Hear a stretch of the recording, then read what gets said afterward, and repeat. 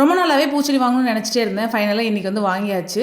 மொத்தம் 3 செடி வாங்கியிருந்தேன். ஒன்று வந்து ரோஸு, இன்னொன்று வந்து பார்த்திங்கன்னா பன்னீர் ரோஸு, இன்னொரு செடி வந்து செவந்தி பூ. இந்த 3 செடி தான் வாங்கியிருந்தேன். இந்த 3மே சேர்த்து 150 ரூபா வந்து வந்தது. இந்த செடியெல்லாம் பார்த்திங்கன்னா நர்சரியில் வாங்கினது கிடையாதுங்க. ரோட்டில் வந்து வச்சிருப்பாங்க பூச்செடி வந்து விற்கிறதுக்கு. ஸோ அவங்ககிட்ட தான் வாங்கியிருந்தேன். ஏன்னா எங்கள் ஊரில் வந்து அந்தளவுக்கு நர்சரியெல்லாம் வந்து பெருசாக கிடையாது. இவங்களும் ரேட்டெல்லாம் ரொம்பவே கம்மியாக தான் சொல்லியிருந்தாங்க. பூச்செடி வைக்கிறதுக்கு வந்து இங்கே மண் இல்லை, ஆத்தா வீட்டில் இருந்து தான் போய் மண் எடுத்துகிட்டு வரணும். அதனால் கவரை பிரிக்காமல் பாட்டில் பூச்செடி வந்து அப்படியே வச்சுட்டேன். மண் எடுத்துகிட்டு வந்ததுக்கப்புறம் பிரித்து அந்த பாட்டில் வந்து கொட்டி வச்சிருவேன்.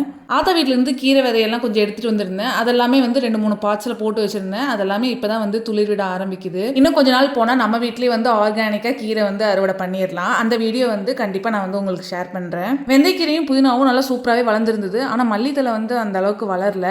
ஃபஸ்ட்டு நான் போட்டப்போ ஸ்டார்டிங்கில் நல்லா வளர்ந்துட்டு இருந்தது. அப்புறம் இடையில அப்படியே ஸ்டாப் ஆயிடுச்சு. அதே மாதிரி மல்லி வந்து நான் நிறைய போட்டிருந்தேன். தலை வந்து கொஞ்சமாக தான் வந்திருக்கு. அது என்ன ரீசன் அப்படிங்கிறது எனக்கு தெரியல.